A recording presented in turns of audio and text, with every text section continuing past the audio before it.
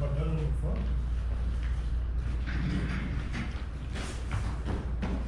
Okay.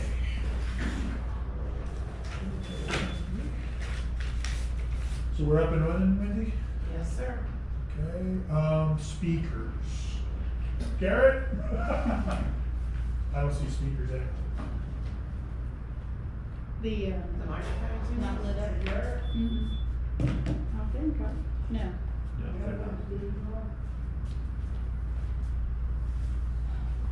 Let's get power on our speakers.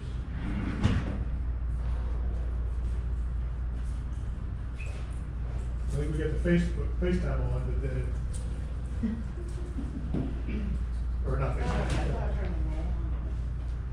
Let me just check. I'm not seeing power to them. There we go. All right. I think that's it. Yeah. They were on and I turned it on. Okay, no problem. Overachiever. All right, now I think we're ready. Ready? Hopefully the audio is picking up well, so Okay. we'll go ahead and get this going. All right.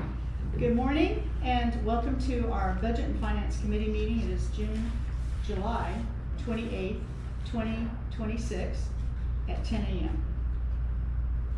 I'd like to call our meeting to order. And first of all, Mr. Booth, would you give us the invocation? Yes, ma'am. If y'all join me in a quick word of prayer.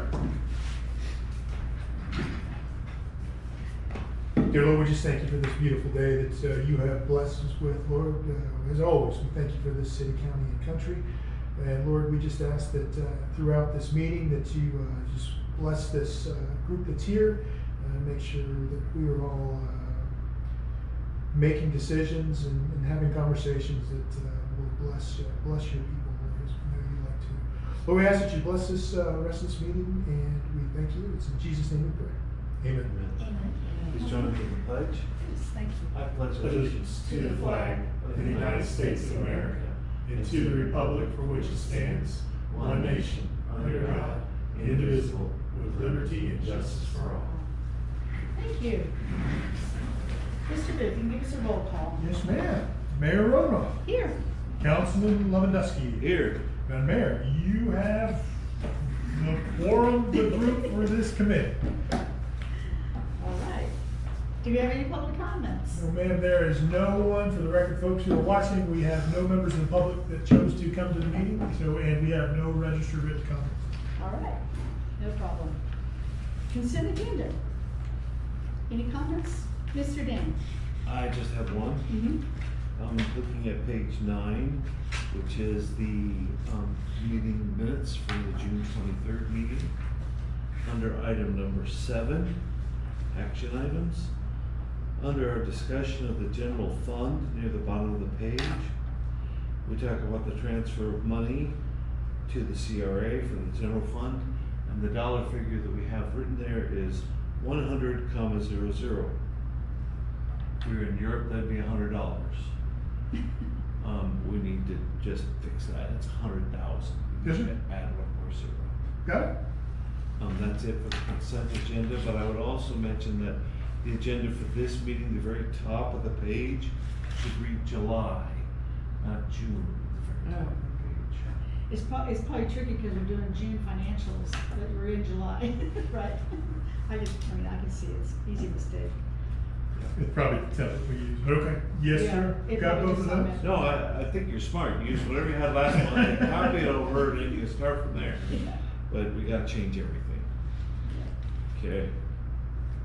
Next is our audit status, which I see is complete. Congratulations. Yes, sir. Actually, June financials, I think, is next. Oh, action items. Oh, I'm sorry, right. How did I miss over that? Goodness gracious.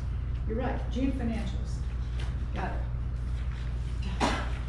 I provided, Mayor, I provided you last night via email a kind of a summary of each of the different funds. Councilman Lewandowski, it was in your packet. Got it. And for the members of the public, if you're looking, we still need to upload that document against this agenda packet. It's the one document we did get posted a couple of days ago. Overall, I just provided the summaries. I'm happy to go through each one if you'd like, or just answer questions, however you'd like to discuss it. In general, it looks good. Income is coming in slightly higher than expenses in general. I think it's the updated mid-year budget that we built is executing pretty much as we expected it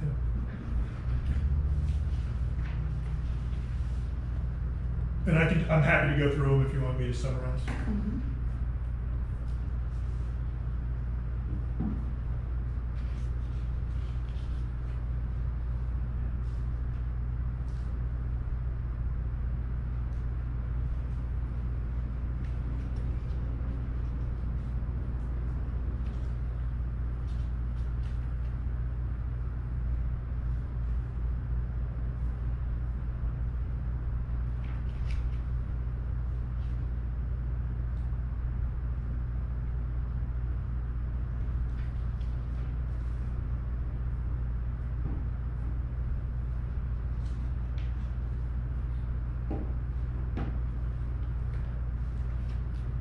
Any questions? Yeah, I was just gonna say, rather than go through the whole thing, I just do have a few questions. Yes, sir. That'd be okay? Absolutely. I think it's easier as much documents are in there. Yeah, there's a lot of data in there. Starting with your budget summary, I appreciate the one-page summary that you put together, that's great. One thing I thought I remembered from our presentation on the flood vulnerability study that we had $200,000. Yes, sir. And yet in our summary here, we say 50K was what 21 to 50K is what we've executed. Why are we saying that we only have 50K when we have 200K? And so the way I built this out, this study, you are correct. We do a total of $200,000 in grant funds. Also recognize that we pay ahead of time and we get reimbursed from the state. Just make sure everybody's tracking. And then for this fiscal year, so from between when we really got going in June, maybe May through September, I expect to actually execute about $50,000 in labor from the contractor that's supporting us. And you'll see in the budget for the infrastructure fund and on its the capital improvement plan schedule, I budget $150,000 in the next fiscal year for actual execution. Okay, great, thank you. Yes, sir. All right, I'm a broken record here. Page 13 for our general fund expenses and budget, we still have gross profit listed instead of budget surplus. I'll bring that up. So last time, and I forget which areas we were missing titled areas, and that was the issue. Right. I just made the call. So what generated that? So as I've described this before, what's happening is we're doing extra labor to pull a a Excel file and edit an Excel file. Number one, to get rid of the gross expenses. And then number two, what happened last time is we did get the gross expenses out of there, but depending on where you set the margins, it cuts in the Excel file, it cuts off the title blocks that are up to the far left. And that's why it resulted in missing a couple of the other the net revenues or net expense areas in last month's printout.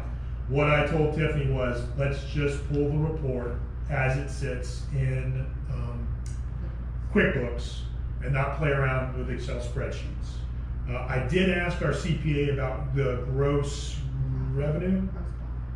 profit statement. She said that is a standard practice term that QuickBooks uses. What I would recommend, if it really drives you crazy, Councilman, I can set up a meeting between you and her, and y'all can go through a discussion on what is the definition of that report. But that is the document and the naming system that QuickBooks uses in the system. What we're doing now is tripping over ourselves by exporting it to a different document type and doing edits to take that term out, and we're creating other problems when we don't do it quite properly. And so I think we're expending a lot of labor rather than just using the report that comes out of QuickBooks. So this is an example of technology messing with us. This is just so frustrating to me. In government, you never use the word profit. Mm-hmm. You don't. It's a no-no. Profit is for business. This is a budget surplus. And so technology is, I've had a lot of problems with technology, so this is kind of like frustrating all over again. And I can't tell you how many problems I've had with technology. What I would encourage you to do is don't waste a lot of time, but at every opportunity, wherever it's possible, please try to do the right thing. Which, we should never, in front of our people, talk about making a profit. That is something businesses do. Government doesn't do that. We have a budget surplus.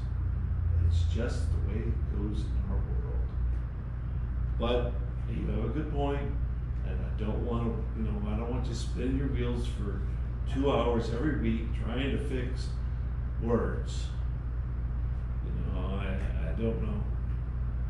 I think the citizens of Keystone Heights probably wouldn't like the cost of the bespoke government budgeting systems that are used to change the words around. We're just getting off the shelf with QuickBooks.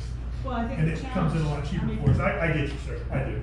I get what you're saying, Dan, but I think, that, like you said, the challenge you're having is this is the gold standard in the industry of state government nomenclature, I'll call it, or communications, standard protocols with auditors. It's language that they are used to using regardless of who we are, like what we represent.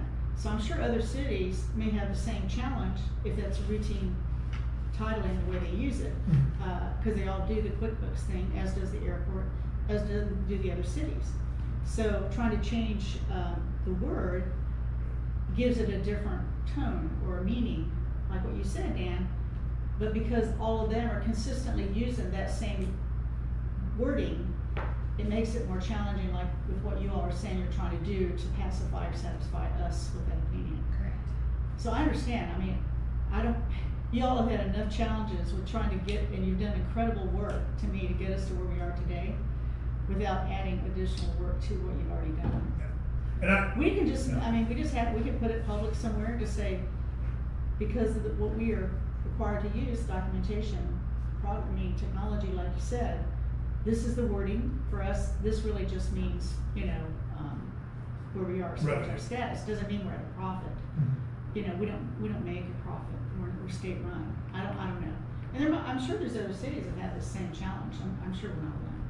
I've just Well- never heard it come up. Well, and other cities have chief financial officers and Yeah, multiple right. folks, right? That can do- yeah. We tend to just go with off the shelf and run with it Yeah. and keep it as simple as possible. As a matter of fact, Tiffany and I are talking about the paycheck system that we're using, potentially just going back to, because it's almost acting like an add-on for our labor Mm-hmm. that plugs in and talks back and forth to QuickBooks. Oh, really? And we may be able to do it cheaper with just QuickBooks, and then it's all internal, but just trying to simplify Yeah, the suite remove of that cost programs we're and that using. monitoring.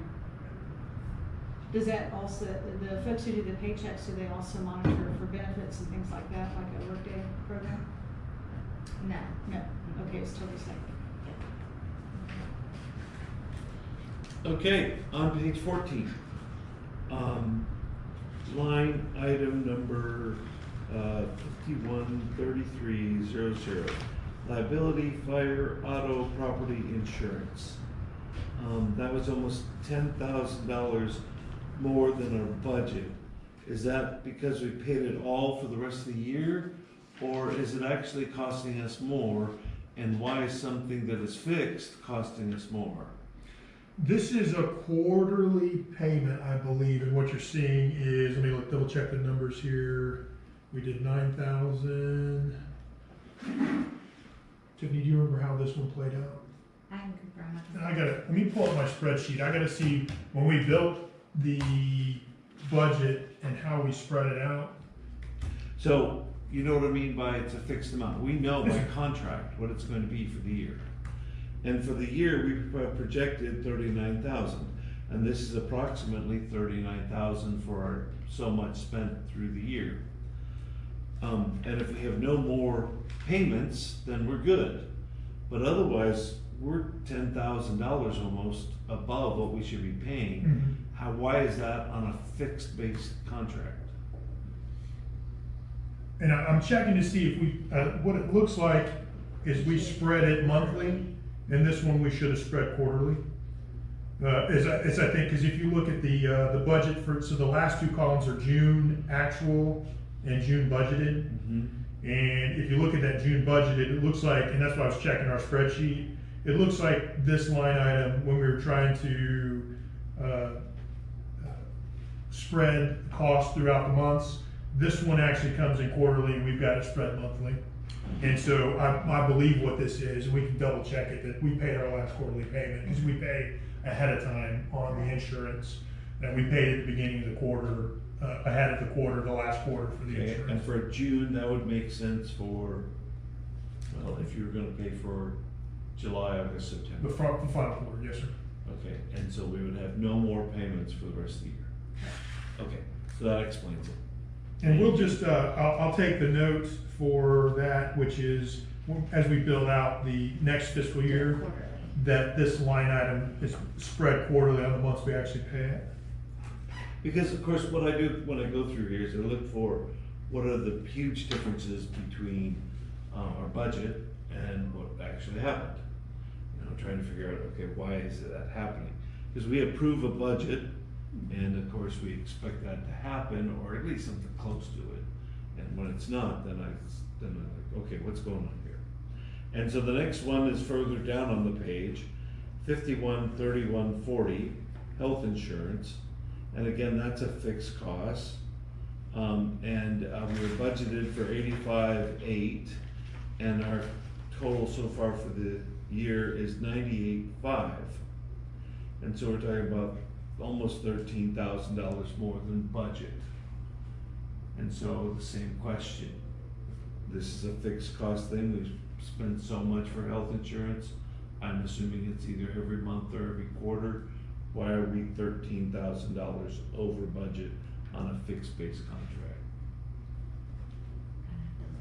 Yes, I did some recalculations on this one, Councilman, and I believe when I built I was just looking at this as I was building out the next year's fiscal year budget.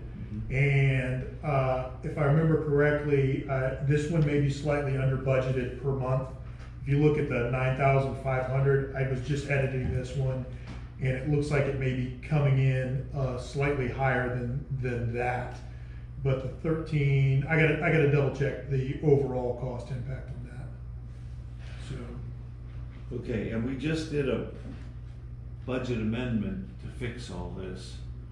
And so, but we also have said that we're gonna have to probably do another budget amendment come the end of the fiscal year here. Because the first one just covered the first 6 months. And so if we need to do a budget amendment with this, then, let's make a note of it and make sure we cover that at the end of the fiscal year. All right, lastly is our FRS match. And this is 6,500, no, 5,500 above. And again, this is a fixed thing. We know what people's salaries are. We know what the matching is. Why are we spending so much more? it's the same situation. So this one is budgeted at 8,500, and it's clearly coming in a little higher per month. And that's another one I was looking at when we were building the update.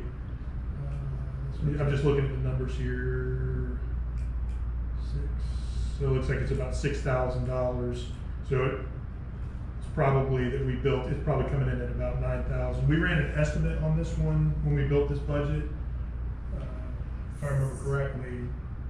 So it looks like it's another one that's going to be. 3 pay periods. What's that? 3 pay periods in a month. And that could raise the, like the monthly salaries, so therefore you're gonna pay more, That was twice a year. right? Okay. Which we just had one in May, or June, so it would show up in June. See what I'm saying? So FRS, 3 pay periods paid out in May, and then the payment to FRS to come up was in June. So therefore it's gonna be So we higher. kind of got clumped up in that 1 month because of 3 pay periods. Possibly.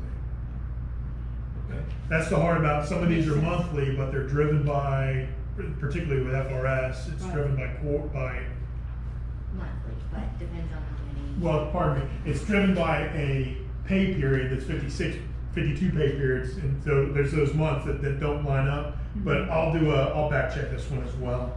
I do know it was slightly under budgeted. I had to do some changes to the next year's budget to make sure it's reflecting accurately. And now I think about it, the monthly versus pay period issue there. Right, since you get paid every 2 weeks, there's 26 pay periods, which means there's 2 extras somewhere throughout the year. Which is May, Per month. October. Well, actually, it shifts over It years. does, Yeah. yes. Yeah, it's not always the same. Yeah. So we just had one in May, I paid FRS the following month, so in June, I would have paid more for the month of May for FRS. Okay. All right, moving on to page 16. I just saw something and I shook my head and I said, really? And I kind of did the tilt of my head to one side. Item 202052, which is company paid 401k. We don't do 401k anymore. Oh, this is the balance sheet. Yeah, the balance sheet, page So 16. that all needs to be cleaned up. All of that, that's all. So we are- Prior. Yeah, so this is, is this lower section two? I was 20, which one was it, 20? 202052. Okay, yep. So Tiffany's been working with our CPA on what is the appropriate way to clean all this stuff off the books. What was the last update, Tiffany? So I wasn't basically here when what she came. would do is put in a journal entry to get rid of all of that. So, cause all of this was like 20, 21, 22, all of this is like previous, before my time.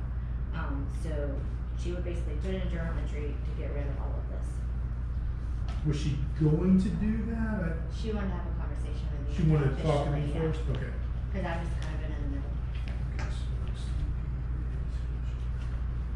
Okay, so what I'm hearing is you agree there's some kind of problems here with these data entries and you're gonna fix this. Yeah, so this is that balance sheet issue we've been talking about time and time again. It's just getting it, all these other liabilities are outdated, Aflac and all that.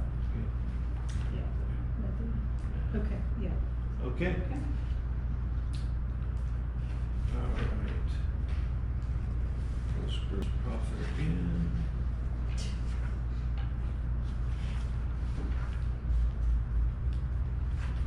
All right, moving on to, this is just, I'm an old man.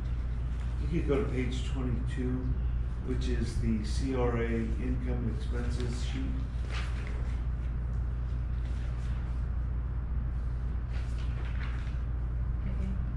I have it at page 22. I don't know if you- Yeah, we do, I just printed off the file, so it didn't come with it. Okay, CRA income and expenses, I'm with you. Right, and for some reason it came in this tiny font. And, I'm an old man and I have a hard time reading that. Okay, And so if it's possible, bigger font. oh, I see it, yeah. So that's also like a quick book. Can we talk Printed. about the printed PDF, like, what do you call it when you do it this way? Well, that's out of Excel, but I can. We'll look at it. Yeah. We'll see if we can get it printed the other way where it takes more. Yeah, or print landscape and stuff. I was trying to come up with a portrait versus landscape. Yeah, See what we that can might do. help, just because I have trouble. Okay. And that was it for the June financials. Unless you had anything else to add? No? All right. Number 7. Checks. Alrighty, now, audit status, sorry that I skipped over that a minute ago. It's all complete, and we're all good to go. Yes, ma'am. Imagine where we were this time last year, dear Lord. We were just starting to have a conversation, but that's. Thank God, we've Uh, come a long way, baby. That guy died.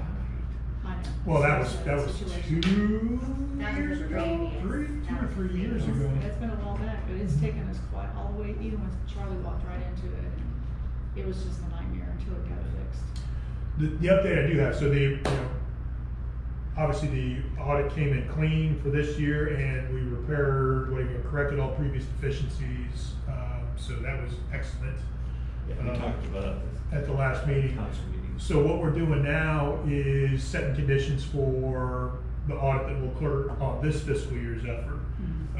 We did do the audit review committee, we've done the edits to the request for proposal. What I've been hung up was the audit review committee requested that we use the state advertising system to advertise the RFP rather than just putting it out in the paper or getting it done. I have been working for a month and a half to try and get an account with the state advertising system, the vendor information portal, and it's just challenging and painful. But that's the hang up right now to try and get this thing I remember Rich advertised. talking about how other cities are having the same problem. And Nobody very wants slow to to do it respond. because it's so complicated. Technology. Oh my God. So we do know that we have at least 2 audit firms that are interested in putting in proposals, because we started the process, realized we were outside of, God bless them, state statute. Our legislators help us a lot. And so once we realized that we had to do the audit review committee, we kind of back spun, got back, reset. And this is kind of the product of doing that process, is the audit review commission wanted to broaden the perspective on who might be seeing and wanting to propose on the audit. And that's what we're trying to get through right now. So it's just a process to get up on that state system and then get our RFP uploaded. So once we can get through the state's account establishment process, we'll get it out. We're well ahead of where we were last year, but it's always good to have the auditor on board as you're making the fiscal year transition. That's probably out of the cards at this point, because we'll need to put it on the system for about a month. But we'll get it done as quick as we can. Although staying local, I think, is more beneficial, but. Now, there's some downsides to staying local Yeah. as well. So I don't disagree with you. We want somebody in the region. Yeah. So. And my experiences with people who don't know our community have not been good.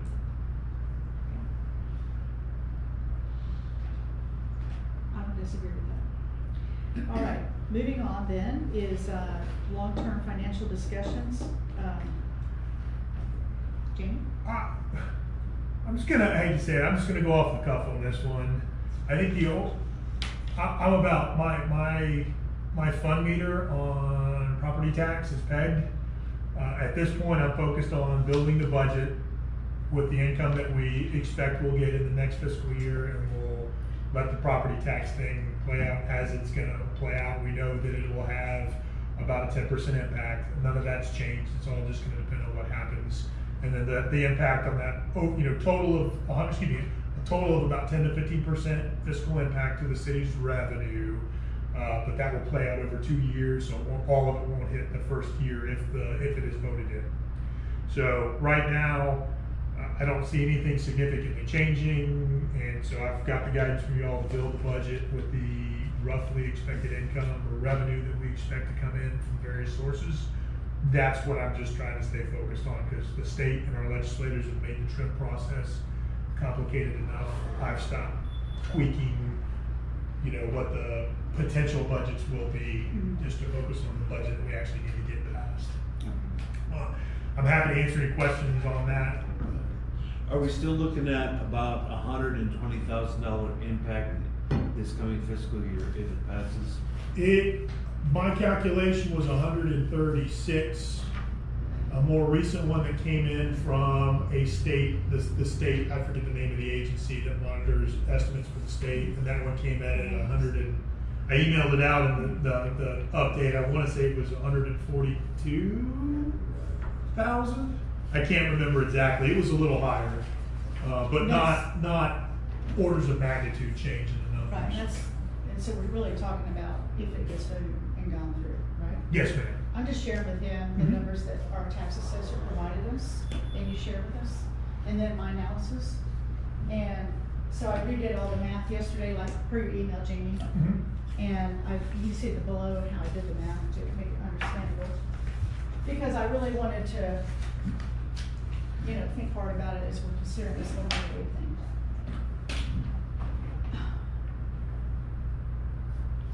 And like you said, so the first year, it looks like our losses are gonna be $104,219 for year one, effective January 1st.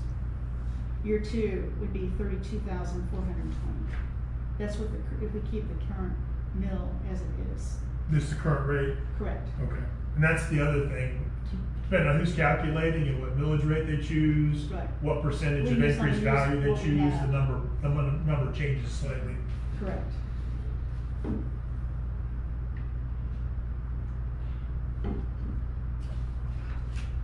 So you had provided, of course, it's item 10 about the draft budget, and when you're looking at your summary, you want to move on to that because this kind of plays into Well, it that. depends if y'all want to have more discussion, Mayor. I'm not- So, do you see what I did here? I think it's wonderful, yes.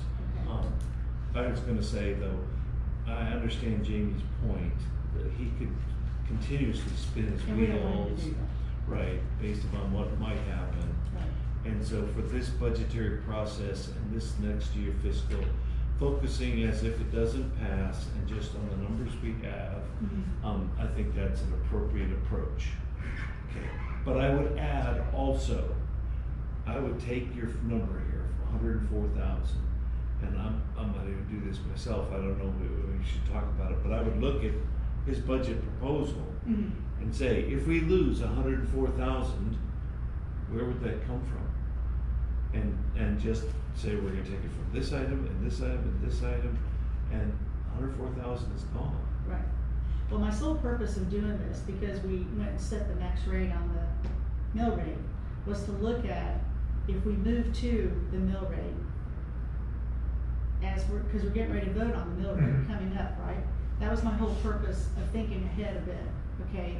Envisioning what's gonna come. We're still gonna be at a deficit, no matter what, because it's not gonna make up for what we're gonna lose, even if we increase the mill rate.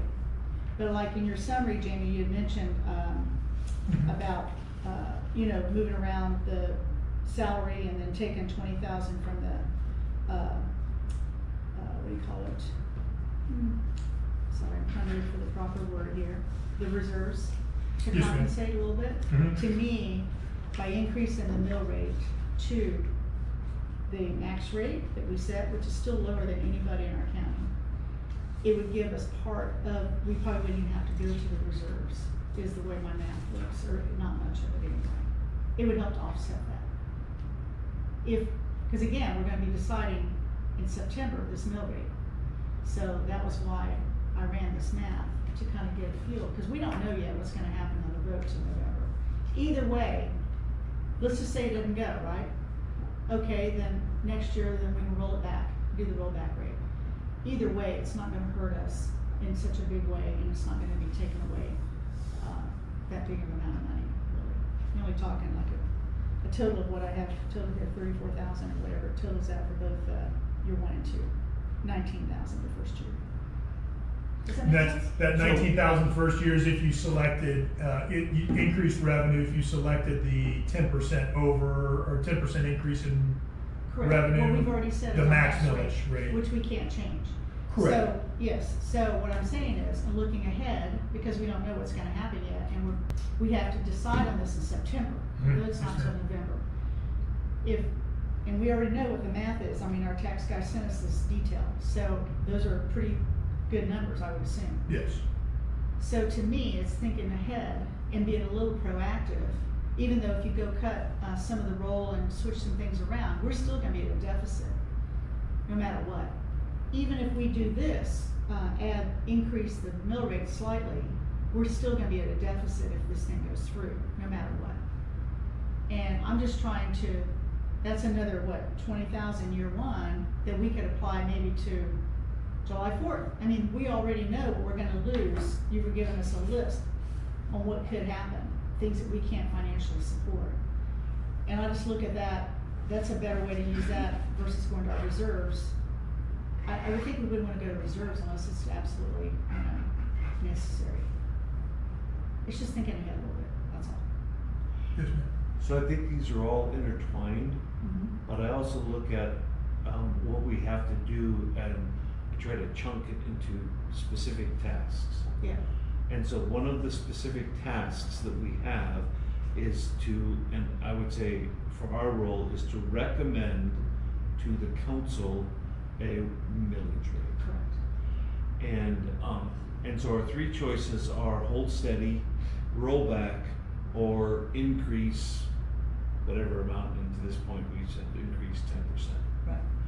And so maybe now's the time to have that discussion on what we want to go. I think it's very important that we agree and go to the council united and say, this is what we recommend. Right. And so I would like to ask you what you think we should do. I am going to recommend that we go to the next week. Okay, and I'll support that. Okay. And then I can sell, like you said, and I can match up those funds to specifics on the budget.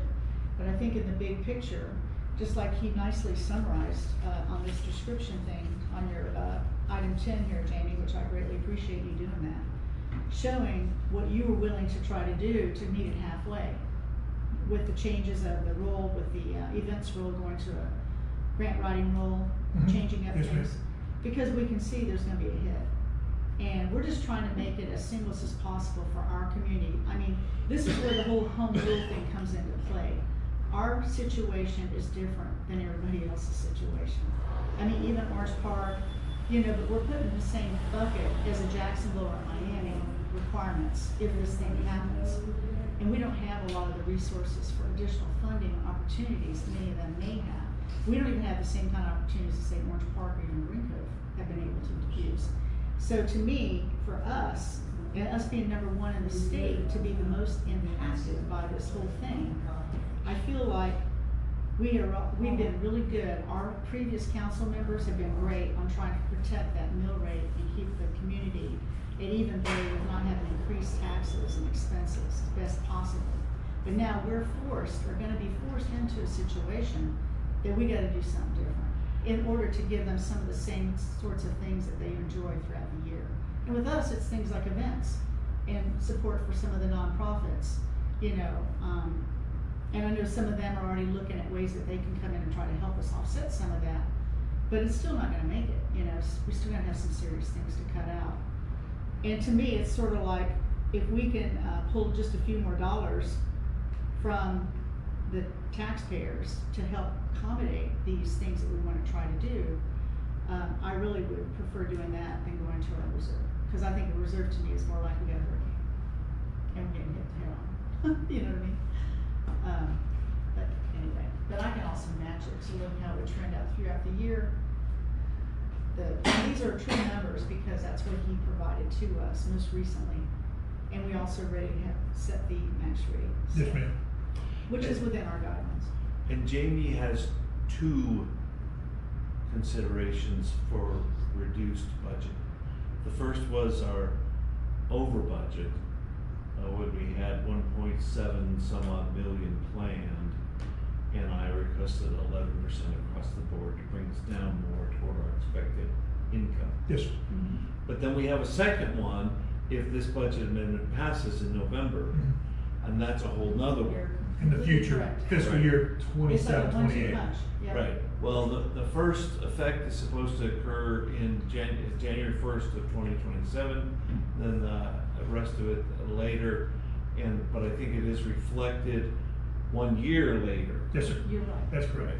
So, the 11% reduction is because we had too much planned to begin with for next year, and the second cut won't come till the next year after that. Yes, sir.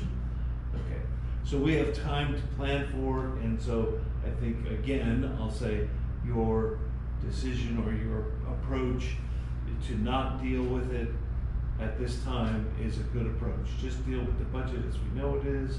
All we have to do is tell you what our millage rate is, and then that can really help you plan. And so,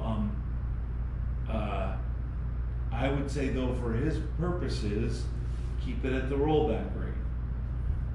That's what we've done the last 2 years. That's what your numbers are. I don't want you to have to go through all your numbers all over again. Okay, but hopefully we can convince. And the rollback is what we're currently at, the 3.6. Yeah. Oh, The rollback from the previous year.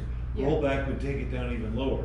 Right, so the number we're at, keeping it at 3.6 based on our current planning and all that, because that's what it is right now. So 3.6 the revenue that is, so we're talking about now we're on to the draft fiscal year 26, Right. 27 budget. What I did was for the income for the ad valorem tax or property tax revenue, I kept the same dollar value that we used last year, Okay, which is effectively the rolled back rate.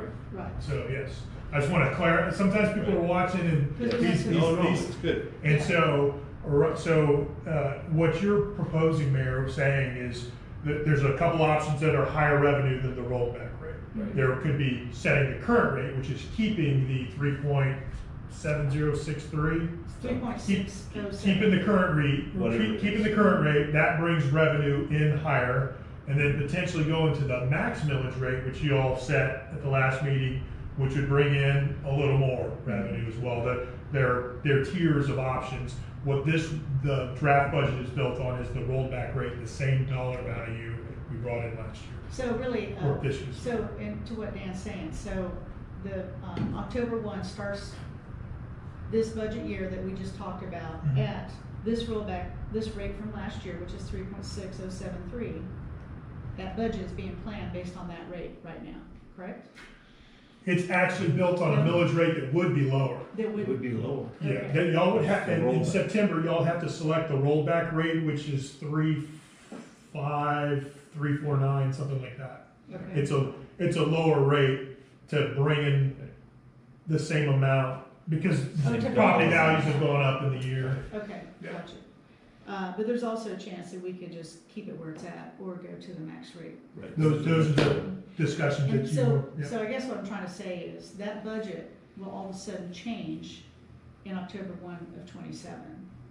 If the vote happens in November, those numbers will be starting to be impacted October 1 of 27.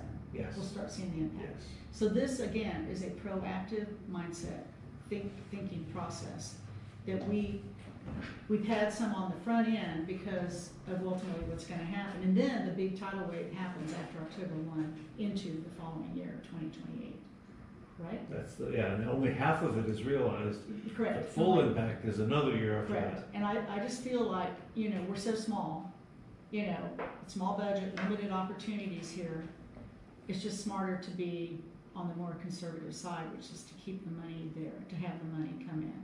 And we are still at a very reasonable, we're not at no 5 or no 10 or whatever those big numbers are in mill rate. We're still lower than anyone in the county. And we have been for quite a while, even if we go to the max rate. I'll just say it another way. I'm a game player. In chess, you like to look 2, 3, 4 moves ahead. And that's what we're doing here. Right. We're looking 2, That's 3, how I think 4 too. budget years ahead. Yes, And we're planning, I think, prudently yeah. for what we think is going to happen. And so that's part of the argument for the rest of the council to encourage the new millage rate of 3.8430. Right. Okay. and I'll go ahead and add that to the agenda item, an action item for next month, this coming Monday. Mhm. And if you want to, Mayor, if you want to send I'll me send it this, to you. I'll get it I want added you to to the find it. attachment. On purpose, because I've done the math a zillion times, because you and I've been back and forth Yes, in ma'am. emails. But I did the math below, so folks understood, because this side on the left is what our gentleman from the county sent us. That's his document that I just cut and pasted to create a side here to consider a different mill rate. And, I'm just trying to show the math, so it took me a while to figure out the math. but- Thank you for doing that. Okay, good. Sounds like a plan. With that, I think we have kind of, before other future issues, but kind of closer in the near term, our legislators in Tallahassee have given us some additional assistance this year that we have to figure out, which is we'll have to hold in this meeting in August, we'll have to hold a workshop to discuss a 10% reduction in expenses from fiscal year 25-26, the current budget.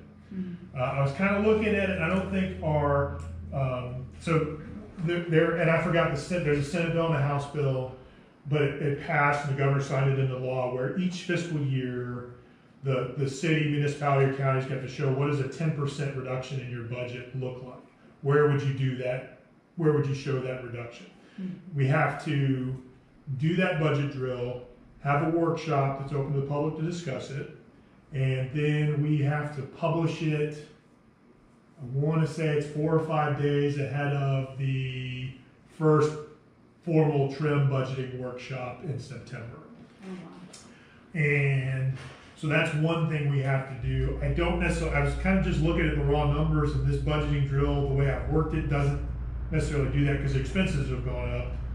Even though we've cut a lot of different expenses and cut what we're doing in different lines, a bunch of other lines have gone up. And so if you just look at this budget compared to the current fiscal year's budget, so the coming fiscal year budget to the current fiscal year budget, it's not showing in expenses a 10% reduction. So we don't have that simple answer. So it's just another thing I'm going to have to go through and come up with a recommendation for you all as a point of a workshop discussion. There's no requirement by the state to adopt it.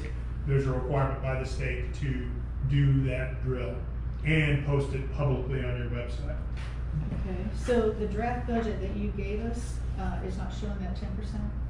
No, and I forget which document I did some, I wrote some notes to myself here on one of these to try and compare that. Give me a second to find it.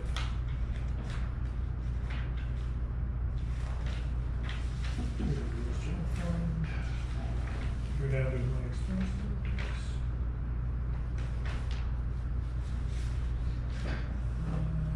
Let's see.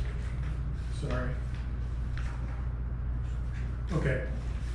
If you go to the expenses, total expenses in the draft budget that I've got for y'all right now, the draft budget has total expenses at $1,682,000. I'll give you a second to get there. Got it. Okay, if you look to the line to the immediate left of that, are expenses in the mid-year draft budget, or the mid-year of this current fiscal year, our expenses are $1,680,000, and so it's only $2,000 or $1,500 difference right now. Even with all of this effort and cuts, the expenses are equivalent. They're equivalent. So we didn't really grow the budget significantly, but what we don't have, which I was kind of surprised, was a expense reduction. You just got to kind of go through all the various expenses, and things get more expensive even though you cut in other areas. Health insurance goes up, etc. So I'll still need to draft something and propose to you all for a workshop discussion where we would do that 10% cut. Maybe what that effectively is continuing work on what it would look like if we had the property tax change. Right. But by new state statute, we have to have a workshop and discuss that ahead of going into the trim cycle. We've got to post that document up on the website. You don't have to make any decisions on it as a city council, but we do have to have a workshop. So essentially, we're being asked really to trim, it's close to almost $200,000, $170,000 annually, if on a $1.6 million budget, right? So 10%? 10% is the requirement by the new state statute. 10% compared to what? Previous, all the language I've read so far just says the previous year's budget. So under, interpreting, I just assume that to be your previous year's expenses. Because they're looking for, cost cutting activity. So to me, you're just looking at expenses at that point. It gets really complicated when you try and look at, okay, well, what's next year's revenues versus expenses, etc. I think and I'm going to go, I have not read word for word the state statute at this point. Yeah. What I have done is read a summary that a legal firm provided to help people kind of understand it all. But my interpretation from that summary was you just got to show a 10% reduction in your expenses as an alternative so that's on budget. top of, to me, that's almost $200,000 on top of the $100,000 with the vote on year one. Not enough for next year though, because we don't have to do Well, that. from Right. October 1 to next year. So I know And what you're looking saying. a year forward. Right. Yes. I keep looking down the road here and see where this is going. At the end of the day, there's all these requirements now, not to mention that income of any kind of tax money that comes in now is strictly for staff and infrastructure, if I'm core services, excuse me. Mhm. It's very, so before you could put it in some other areas, and now your hands are kind of cut off. with It, that. it never, So, other than those areas, it doesn't touch the general fund, it has to go specifically to core functions, which for us goes into the infrastructure. Okay, the wording is very important here. Are we talking only about property taxes? Or are we talking about all sources of income coming in? I'm sorry, now we're talking about the new 10%? No, okay, going back to, money can only be spent on core services. Okay. What money? Only property tax income money? yes. Okay. Or other tax income money? So talking about the proposed ballot initiative on property tax changes, what's going before the public is basically saying property taxes can only go to core functions. Right. So where property taxes used to be, currently are unrestricted and do go into our general fund, under the ballot initiative language that we've seen, it restricts us to core functions. Core functions is defined as retirement, Got it. infrastructure, etc. Right. So we're looking at $360,000 of our 1.6 million in income is restricted to core functions. Right. But more than $1 million still can be used for anything. Can be. Yes, sir. Yes. Yes. Pretty Yes. Right. There's some exceptions, but yes. Some of that revenue is coming in and going out because it is Right. it is restricted. So it will see it come into the general fund and go to a restricted funding source.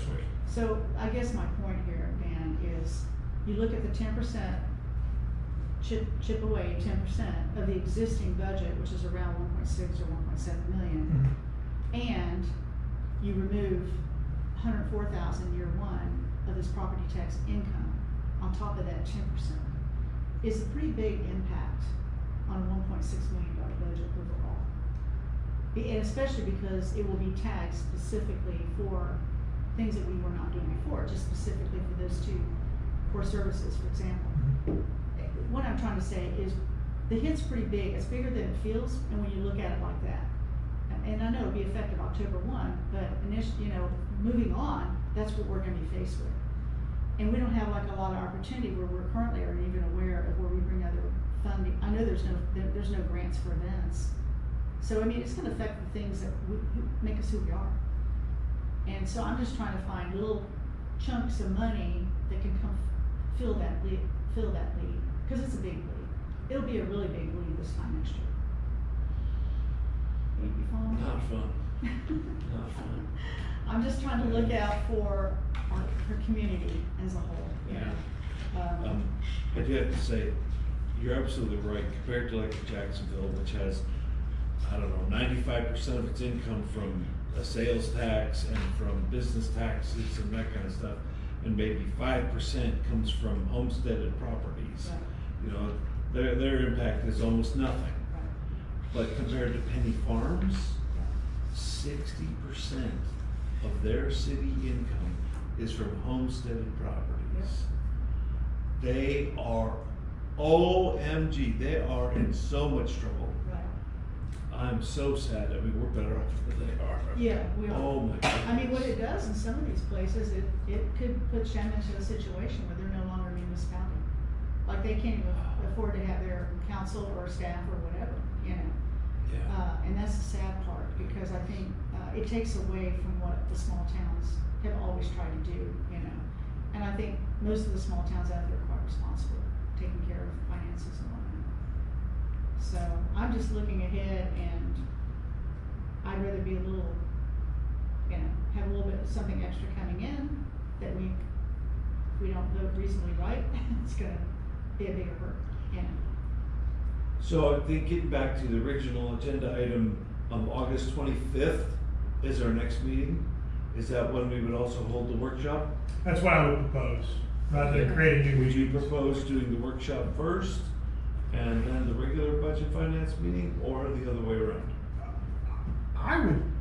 Typically, I like to keep the same format, and I would recommend we just Rich has told us you can hold a workshop in the middle of a budget finance Oh, meeting. okay. Yeah. just And like so you I did think we some just other- step out of an action item as a workshop, and we Okay. step out of it, we just All right. talk about it as an agenda item. Sounds good to me. You wanna do it, the workshop after the budget and finance No, meeting? in the middle of Just it. do Oh, in the this middle. same time frame. Okay, all right, And, and this, or how long goes, whatever. right, I mean, I don't know how long we really need to discuss a relatively proposed 10% increase or 10% reduction Right. on top that you do not have to adopt. I don't necessarily think that you are willing to adopt from our discussions. Right. So I don't necessarily know, other than getting feedback from the public Right. on what's drafted, I don't think it's gonna necessarily take too terribly long. Well, yeah, I mean, so here's the unfortunate thing, because, and I look at social media a lot, and from what I'm gathering from other cities who've posted stuff about it, which I'm glad we didn't post anything,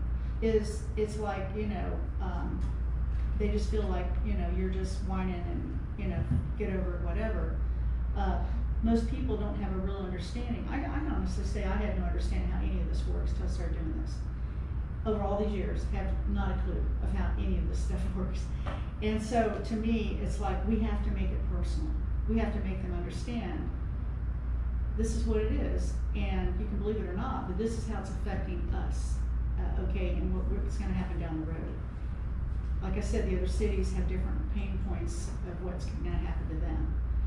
So, but I think the general public just feels like most governments are fat and full and make all this money, and we have these enormous salaries, and, our staff makes way too much money, and, I saw one guy post about a librarian in the state making $160,000 a year. Totally false, but they put on social media. You look up any job for library in the state of Florida, and it's around $75,000 a year. So, reality and the facts are things that people need to hear, and I think it's our job to do that. Yes, ma'am. And I stand very strong with my position on what we need to do. There's some other fun that came with these more recent legislative help.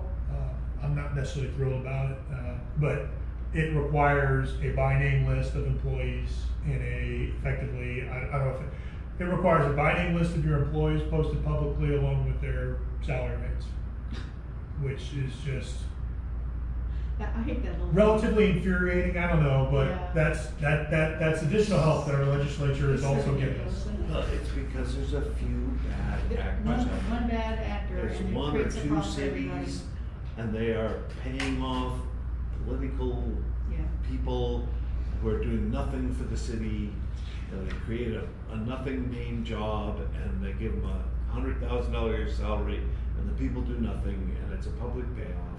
Yeah. And because of these bad actors, they've got to do this for everybody in the state, and it's really a shame. And I will 100%, 200% stand behind our staff, their salaries, their growth, all the things involved, because if we don't have you, we don't have a city. I End of agree. story. But we still have to do that human resources consultant come in Yes, sir. and It costs us some we, money. it is, but we have to do it. I'm having a hard time finding somebody. We have to do it. We have to show the people that we are doing the right thing. Or if we're not, then we need to fix it, whatever it is. If we're paying twice what the normal is for health insurance, we probably need to fix that. But we need a huge HR consultant to come in and tell us.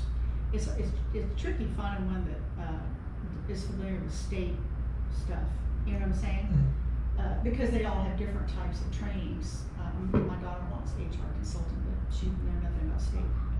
So I'm kind of keep trying to reach out to some other sources and see what I can find out. And yeah, I don't disagree with that, but it just needs to be a consultant that you use on occasion, kind of thing. Yes, ma'am. Because it would be embarrassing if we Well, they can publish be- that data with salaries and all that kind of stuff, and come to find out we have the most expensive code enforcement person in the state of Florida. That would be Well, embarrassing. So salaries are still supposed to dictate about 60% of the total budget. It's supposed to be a 60-40-ish kind of balance, with 60 being staffing and I benefits. thought it was 40%. No, I think it's 60. 16 is what I've It's seen. 60. All right. When I did that analysis. Okay. And we had I it got right my around numbers 50, first. we had it right around 58%, and when I looked at it, started looking at it, it wasn't even 40%. And then, guess what? We had no events going on. We had multiple people coming in doing the numbers. We had nobody answering the phone. We had all kinds of calls. And that's just not okay. So, And the salaries were explored for the average for this region with certain experience and dollar amount per hour. It was a range, and Charlie did create a thing for range. But of it's not dollars just versus salary base. though, it's all the benefits You're too. right, it is, but we wanna make sure they have the benefits as well, because they're gonna be having their careers here, you know, and you want them to stay. You don't want them to leave because they're gonna go make $3 an hour or $2 an hour more. If you got benefits and all, it helps to keep people on board. So, I still think we just wanna make sure we stay within that 60% number. But, I'll continue to look to find someone, see if they can help us with that. And I don't disagree with you, I think it's for other things too, for doing reviews, managing all that part that goes into, Oh, yeah. you know, like a workday kind of thing, so. We gotta do one for our city manager. We do, it's come on, it's gonna be on my agenda for September. Okay. Yeah, you're right. I know, it sounds like y'all both read my summary. Yeah, So, well, I and read it, it's great. if we're ready to move on, more detailed discussion in the new draft, Yeah, 26-27, fiscal year 26-27 budget. yeah, What I did, instead of just kind of going in with a straight across the board 11,000, I just took the general intent, Councilman Lewandowski, what you said of getting to a balanced budget. I used that as a target so I didn't waste a lot of time on areas where I couldn't affect the change, right? FRS is gonna be what FRS is gonna be, I can't take 10% out of it. And so I went through it, I did manage to, there's some adds and there's some changes in the revenue side, there's a lot of changes in the expense side, but basically I got it down to about a $20,000 draw on reserves, and that is, you know, if you look at the numbers, if you set, and that's with using effectively the rollback rate, the same amount of income coming in this year. If the city council chose to go with using the current rate, that would basically bring this draft budget in around a balanced budget. And then if the city council chose to go with the 10% of the max millage that we set at the last meeting, there would be a little bit of a surplus. I would tell you this budget is fluid as we continue to get updates in. I got some answers yesterday on Florida Blues expected costs. That changes a few $1,000s. Like I told you, I was recalculating FRS. That changes a few $1,000s to the increased costs. But I expect there's going to be lower costs in other areas. So this isn't perfect. It's still going to be fluid up until September as I get better cost estimates in. But I think it's a lot more accurate than certainly where we were this time last year or what the expected expenses are. But what I want to highlight, when you look at finding a lot of savings, and I wrote it in here, basically, I think I wrote it in here, one of the big issues that reduces our cost but also pushes more into the revenue side is, instead of using our events director full-time as events director, what this budget proposes is focusing on the major events that this city does each year. So if you look at calendar fiscal year wise, October, Boo on the Boulevard, that keeps it. It keeps the Christmas parade day, so that would be support to the Christmas parade, whatever support we do to the run, for the 5K run, which is actually pretty limited for the Christmas run, and then the Christmas market here the on that tree day, thing in the park. right? And then it looks at only events on 4th of July, so all the standard events on 4th of July, it still budgets. But what it does not budget is any of the other concerts in the park. What it would take away the fall festival concerts in the park, the Christmas, the parade of trees, the kind of the pre-event that we do. Oh, you take that away? Yeah, so it basically just focuses on those 3 events, which actually, when you look at events, that's a lot of the cost of events. It is, the bulk of those costs come from those 3 days because you have road closures. And the days that you have road closures, you've got a lot of expenses with the police department and other expenses. And so it brings down the expense numbers $10,000 to $15,000, but the big benefit, but what that also changes, if you just focus your labor effort on those 3 days, I take about 50% of the event director's time and convert that time over to drafting grant requests and working grant requests. Mm-hmm. And so what that does is take those labor hours for that position and moves those labor hour costs over to the infrastructure account and the CRA account.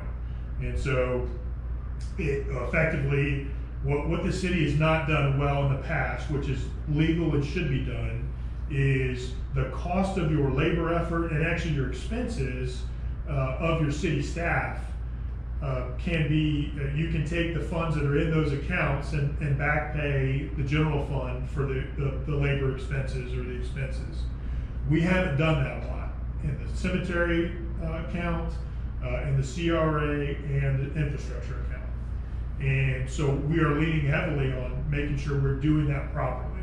So it's what we have been doing in the past. It's all money in the city. It's how you account for it. In the past, it just came into the general fund. We paid it out of the general fund. With these changes and challenges we're running into, what we're seeing is a lot of that revenue comes in as restricted and needs to go into those accounts. But we can properly and should back pay the general fund for everybody who sits at this table's efforts on a street paving project. It's going to take time for Wendy to set it up for you guys to bless off on. I'm going to spend time. Bo's going to spend time. Tiffany's going to run all the fiscal issues with it. What we haven't been doing in the past is back paying the general fund for that. And so what this budget does is shifts those costs, because there's directed funds. We moved $91,000 of restricted funds that we just been putting in the general fund for gas taxes. Those moved to infrastructure. And so what we're doing properly is making sure that we're back paying the general fund for the expenses of the labor efforts. So two questions I have. Right. So I saw an email that came through that the tourism department will now take in grants to provide police coverage during events in the cities. Like they'll pay that cost. Yes, ma'am. So we wouldn't have to pay that anymore. Like having police take care of the parade coverage or the runs, whatever we have going on. So would that be part of that we could depend on being covered? I versus factored this some of government? that into the budget, but since right now it's an unknown, and I tend to try to budget as conservatively as I can. Okay. I know that's potential in the future. I took some of that into account as I budgeted this, but I did not assume that we would get every grant request that we asked of the Tourist Development Council, either at the city level or that some of our nonprofits who do those events. I didn't assume that they would definitely get those $2,000 grants, the one-day grants to offset costs. Though we did reach out to them and say we will expect that when you come to the city council for those events to be approved, that you show that you at least tried to ask for those offsetting costs before you come to the city council and ask for funds for offsetting the police officers on those events. Okay. The other thing is, I know that the nonprofits they've been asking me about other things that they could take on. Can we get and I know Drew probably had this already put together on the cost to say put on because under the Parade of Trees, it went from, we had a few people back in 2022 that showed up for it, great idea, and then we didn't do it in 23, and I kept hearing all these folks saying, why did we quit doing that? It's because we didn't have staffing, was the answer I got. And then we brought it back in the end of 23, and it went literally from like whatever it was, 50 people to over 300 last year. It's very well liked because Santa shows up and it's kind of the opening into the holidays. So what I'm asking is, like, what is the cost, the approximate cost to put that on? The ones that we would say we pulled out that we just decided we couldn't do, approximate cost. And what I would do is go and talk to the nonprofits and share with them that we're going to have to remove this. Would they be interested in taking it over? And some of them already have asked me about some of those things. Sure. And So we've if got we could those get a crews round worked out. number and an idea, they might decide to take it so we don't have a miss, and then they are the ones who sponsor it. And we can still deliver what on the others, but these little ones that happen that people still like. I mean, it's kind of what keeps us fun, I mean, that little thing in the park, I mean, it's so funny how it just blossomed. Like last year, I couldn't believe how, and everybody loved it. It's just, I don't know, it's just kind of the opening into the holidays and sets the tone for what's coming. And I hate to see that go away. I think like our deal with the flags, the parade of flags, I don't know, that might be something I'll just try to sponsor. Just to be clear, that is Colors on the Boulevard. Right. I did not take that. I did not take that out of the budget. Okay, thank you. When I apologize. I did reduce the 10th in this draft budget. The money we were setting aside for just lakes issues This one has it down to 9,000. It didn't drop the full 10. I did leave the $2,500 for Kiwanis color on the boulevards in this budget.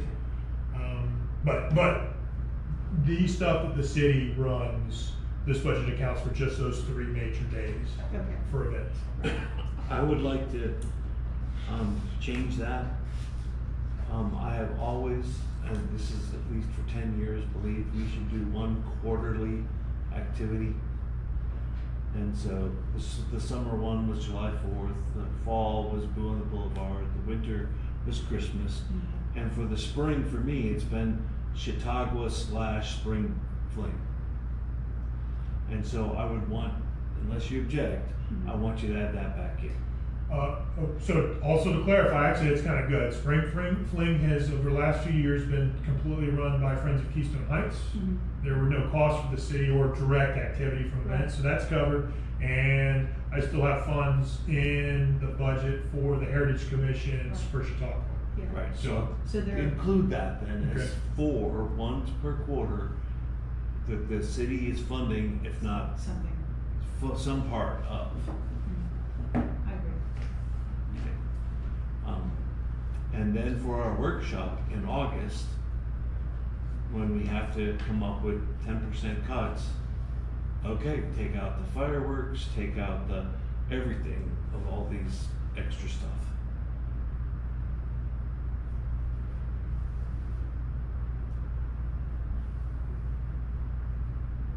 Yes, sir. Okay. I think that's the natural drift of the 10% cut, so I'm with you. Yes, sir. Okay. So this draft budget is the 10% cuts, right?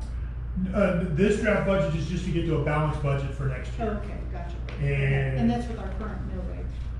That's correct? with the rollback rate. This is with the rollback rate? Rollback, yes, Yes. ma'am. What is the rollback rate? 3.5 something. 3.5.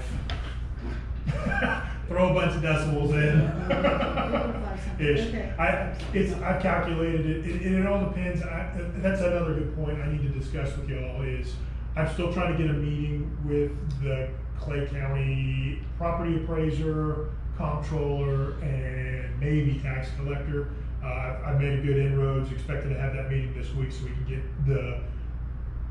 the rates cleaned up, how much we're getting in the CRA, which is the city increment. That drives all the numbers, so I can actually just tell you what the expected rollback rate is until I can get that figured out.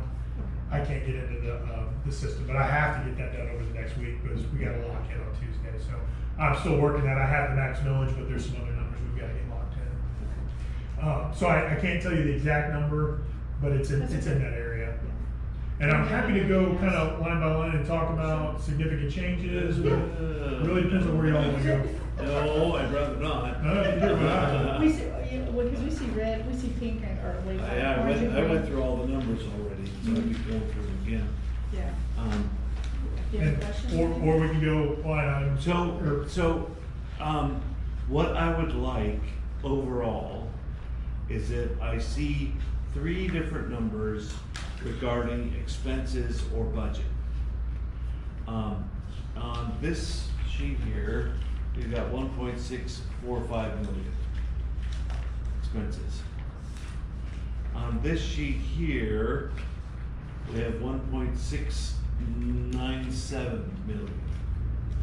That's the sheet you said you. Oh, that's the lower portion of the spreadsheet. Isn't that the one that you said you hadn't updated, anything past page 3? Councilman, this may all depend on when I grab this. This is all on the spreadsheet. I'm sorry. So you said, No, it. that's- Yep, I got you. Okay, and then on this one, Yep. okay, we've got 1.682 million. Now, they're all different, you're all working different numbers, they may have been done at different times, okay, and things change over time, I'm very well aware of that.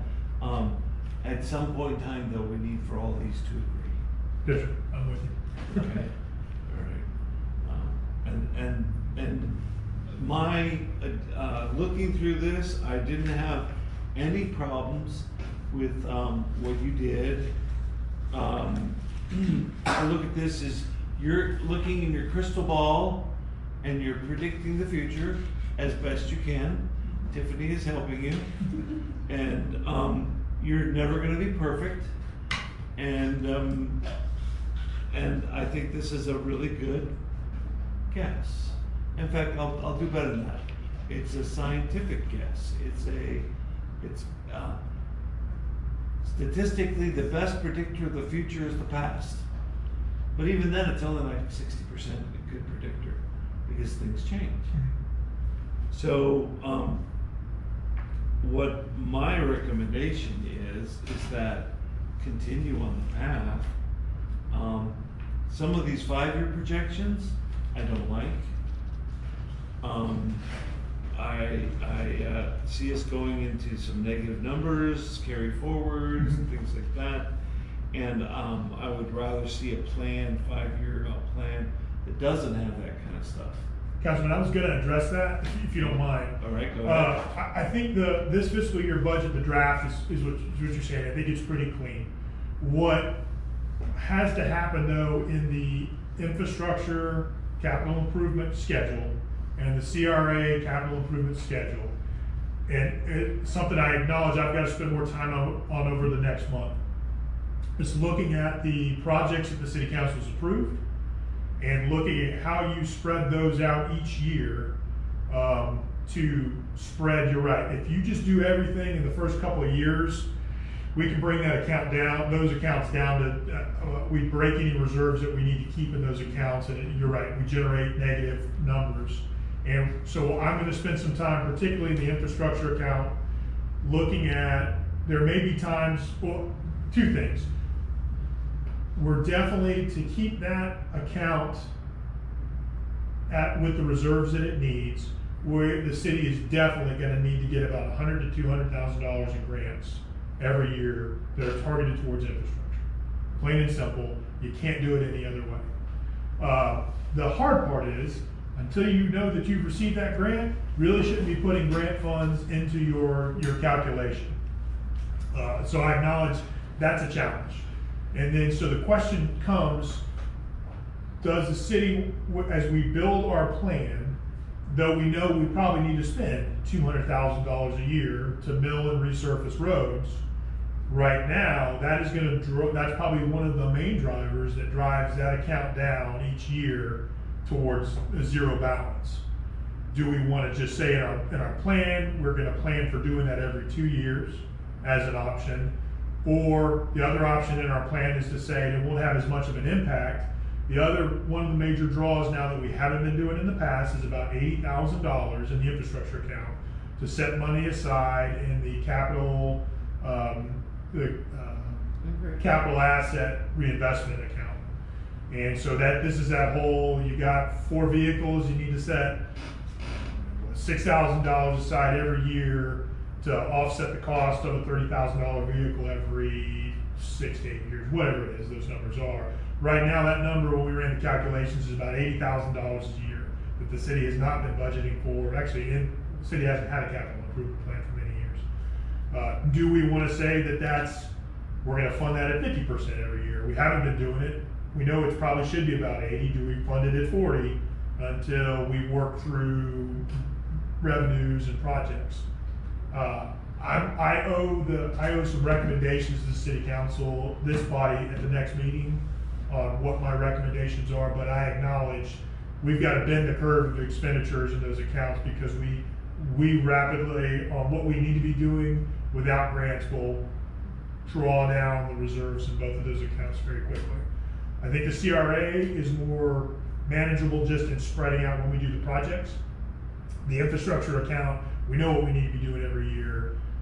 I can tell you right now, it's going to be hard to do all of it without getting $100,000 to $200,000 in grants a year.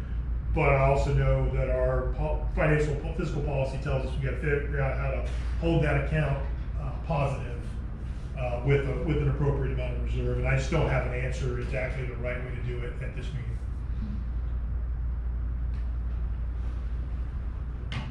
A lot said. Yep, there's almost with everything, there's multiple ways to do it. That's a great way. I think press on, just make sure you do it, and we'll be good. Yes, sir. Because, yeah. And I agree with identifying how much you want to put into that account on an annual basis.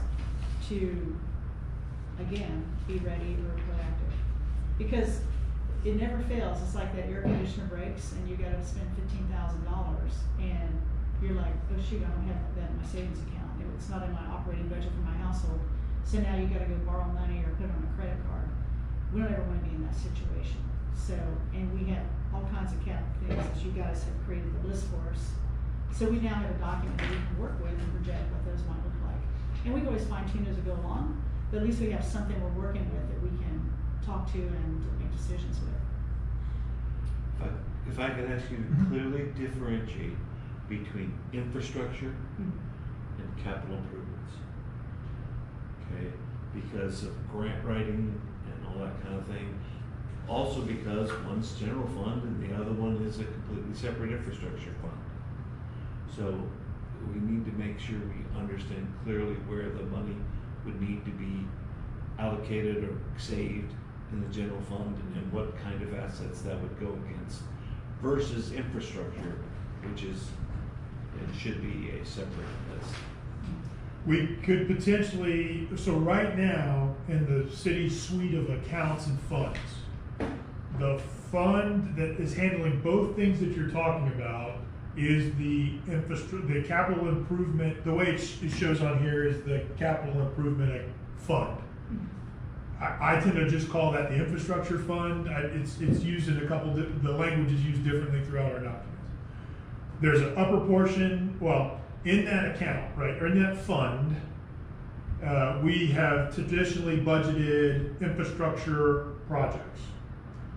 What we have not, though, in the past, in that fund, someone established, if you look at the balance sheet, there is an account, there's a separate bank account for capital improvement. And I can find the exact name for it. But I think it's got $1,000 in it that's just been sitting there because it hadn't been funded every year. So the way I had been moving forward was to keep, at least have the city arrayed itself. And when I built the capital improvement plan for that infrastructure or CIP fund, I split out the two things in that capital improvement plan where so the capital improvement is at the top of the,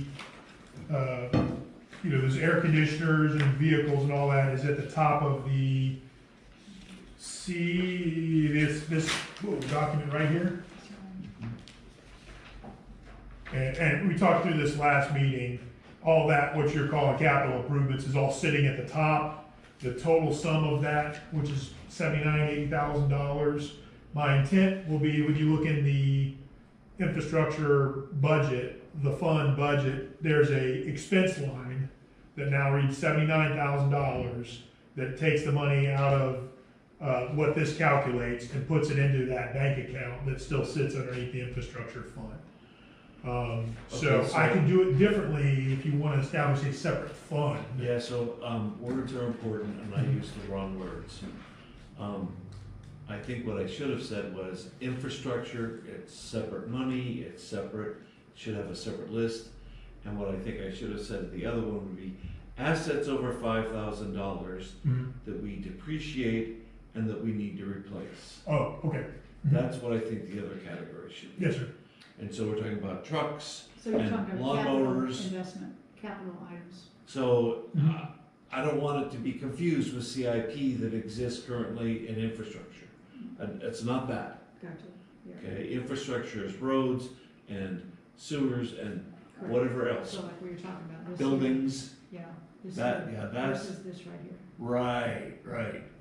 Okay, and so this, the top part, equipment, facilities, I wouldn't even call it facilities, I would call it facilities maintenance. That's what I would call that, facilities maintenance. That would be in the general fund. And that's where I think we should have a separate, whatever it is, $80,000 a year, $40,000 a year. Maybe it's only $20,000 a year for that part. And then the other infrastructure, we're setting aside $40,000 a year or whatever. So we're actually two separate things we're setting money aside because we account for it separately in we have 4 different budgets CRA, cemetery, infrastructure, general fund, 4 budgets. 2 of those should have their own recapitalization, I'll call it, a recapitalization plan. You know, one of them is for this stuff, buildings, sidewalks, roads, curbs, all the infrastructure. And then the other one is for all of our equipment and building maintenance Assets. and trucks and lawnmowers and all that stuff that we have to recapitalize on a regular basis. Mhm. And I think they should be separate. And then what you're saying is the facilities, which is what he's outlined here, is being Facilities separate. maintenance, Yeah, so in maintaining those facilities, you know, over time, the investment right? into those facilities Yeah. as a whole separate. And I would take like the city hall, the pavilion, the public works building, the skateboard park, I would put that down with the infrastructure. Those actual buildings and So their, combine those two. right, combine those put the in. buildings with your With the roads, sidewalks and stormwater. stormwater. That's infrastructure. See what I'm saying? So just, I You understand what you're saying. Now you're trying to figure out how to do it. Well, when you It's do not that, now you create a new general fund expense that doesn't necessarily have a specific income for it, right? That's the hard part. Right, but we only have to do that for certain things, like property taxes. We don't have to tie them for other income tax sources. I don't disagree, but yeah, so are those items on here? Well, no, I think what he's saying, for example, we get the gas tax. And legally, the gas tax must be used toward roads, okay? roads or associated to road, sidewalk, stormwater along roads. Right. And so we have to tie that here. Whereas if we, but there are other sources of income that are not tied like that. Mhm. Sales tax income, for example. And so if we do it, what I've asked for is we just do infrastructures, buildings, roads, sewers, all that, whatever it is, I think we're okay. And then we have separate recapitalization of our vehicles, our lawnmowers, Our assets. our assets over $5,000. I think we're Like that okay. big list that you have? Mm-hmm. Which I think he summarized. This is a summary of that Right. big list. No, it does, it merges the full list into Right. That's this what I thought. area. Yeah. It's a different way of doing it. It means more work for you to get it set Yes, up sir. that way. I apologize, but I really think it's important to separate infrastructure as infrastructure. It's the buildings, it's the roads, it's the curbs, it's the water drainage, it's the, I would even say the rebuilding of the Geneva jungle. That's infrastructure. Yeah, That because I is- saw that's- that that's on the CRA, the Geneva Gym I want to talk about. Okay, well, if it's covered under CRA, then that's great. Leave Yeah. that there. Well, it's just, the question is, once you do it, what we should have been doing was every year putting $3,000 aside for recapitalization of the Yeah. Geneva Jungle. So now the question really in this discussion is, Yeah. after we've fixed it or repaired it, reinvested it, how and where do you set aside for recapitalization the next time? Correct. Maybe- And that's really, Maybe we should have a separate meeting for that, or a workshop or something, to divide these things up and say, okay, CRA, you're gonna set aside money for this, this, and this. Infrastructure, you're gonna set aside money for this, this, and this. General fund, you're gonna set aside money for this, this, and this. Right. What do you think about, I mean, it's more work, but it's very clear. When we come up and we need to redo the Geneva jungle, turn to CRA, that's where the money should be. We need to do work on, a new truck, very clear, it's general fund. Whatever it is, it's clear where you go with the money. well, but here's what I would counter is, those trucks predominantly are used, you'd argue there's parks and rec usage, but predominance of the time, those trucks are being utilized in their transportation role. I say transportation, the budgeting line, transportation. They're out doing roadside maintenance, they're out doing curb work, etc. it's maintenance mainly of roads, stormwaters. And so it gets a little hard where because we get the restricted funds for roads, it is how do you categorize the expenses? And it's easier, effectively right now, trying to get the budget as cleaned up as we can. My simplest answer is if it's a restricted fund, and usually it's restricted for roads and transportation, I move it to the infrastructure account. But then we make sure that it back pays the general fund for the overall expenses, because all the expenses come out of the general fund that cover that. So for example, the truck, we bought a new truck, the public works guys are using it. We're oil and annual maintenance, that's budgeted for in the transportation side, but also that restricted revenue that's coming in, that should be set aside to pay for that truck to be replaced down the line. I think that's a valid use most of the time. That's what the public works fleet is doing. And so right now, the way we're arrayed, all the restricted, I am trying to get to the point where all the restricted funds are going there. So we can honestly say we're expensing out of that account properly. Because before, almost all the restricted funds were going into the general fund, and we were just paying for everything out of there. I'm not saying it was not being expended in that way, but moving it on to the currently as we're doing into the infrastructure account is a better way of justifying and showing folks that yes, the state has said these funds are restricted, they have to be expended in this way. I can see that it is sequestered in the infrastructure fund and we're expensing out of that properly. It just gets more complicated when we have to create, I need to talk, because we're effectively talking about, I don't think what we want to do is just use the general fund. Because it becomes very hard to track once it goes into the general fund. How do you verify where that money is going? And so I think it would almost have to be another account that we'd have to establish, or a fund that we'd have to establish to track it. I'm not saying it can't be done, but you're right. It's more complicated. I'm just trying to get this beast under control relatively. It is a beast. I see your point. It's conflicting logic for different purposes, and both are correct, and it's hard to get them to congeal properly. It's like oil and vinegar, you mix it up and it's good until it separates. Well, and then you get, the legislature continues to refine and you get new guidance, like this year, well, potentially with the property tax change. Right. You've got this new restriction that comes into infrastructure and what's core. Correct. All right, well, there you go. You'll be faced with a whole different set of challenges. Well, but my simple answer is I'm going to move that. The simple answer is you pay for core functions that are in general fund, right.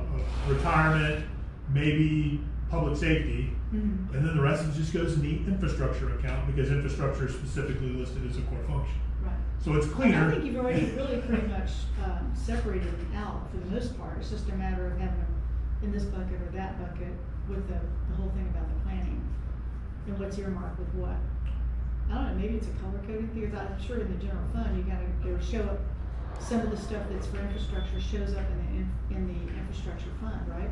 I mean, in the general fund. The way you It's track, infrastructure the way you fund. can track it is by the repayment back from Yeah. the infrastructure account into the general fund. So I don't know if it's a color code. Well, I understand what you're saying. It's like you're grabbing from here to bring over here to bring the, I mean, it's all this crisscross. Oh, it's nuts. It's Yes, nuts, ma'am. right? I mean, it It's- just sounds like spaghetti to me. Welcome to Tiffany's So, world.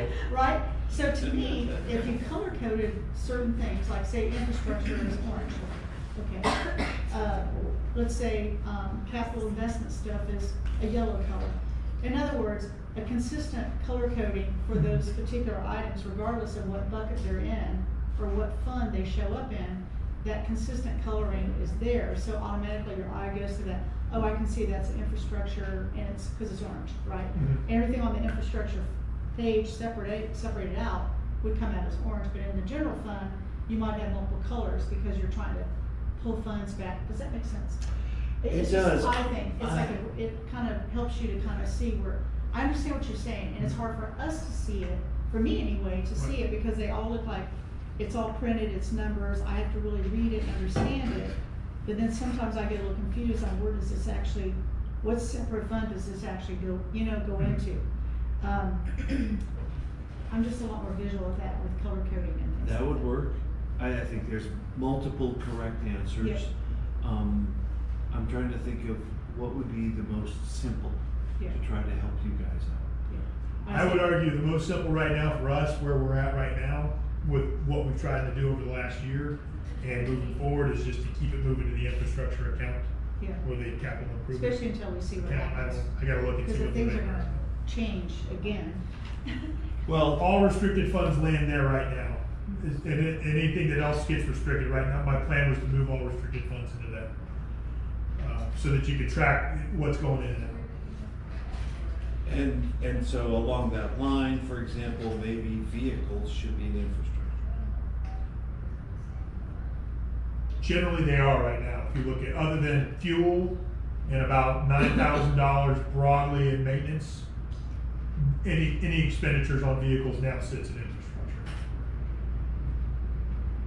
And so we should focus most of our efforts for recapitalization in infrastructure.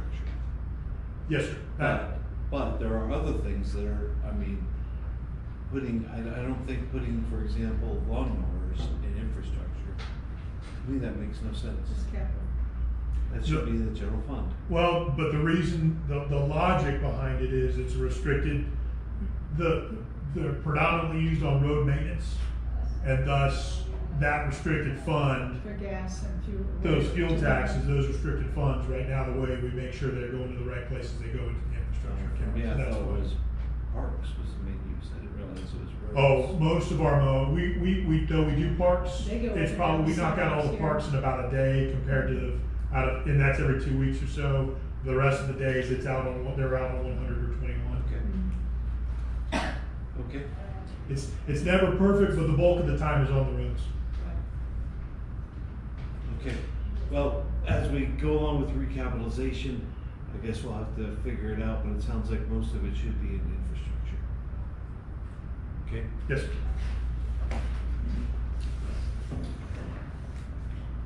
So on the CRA trust fund, and I see that you went ahead and earmarked, where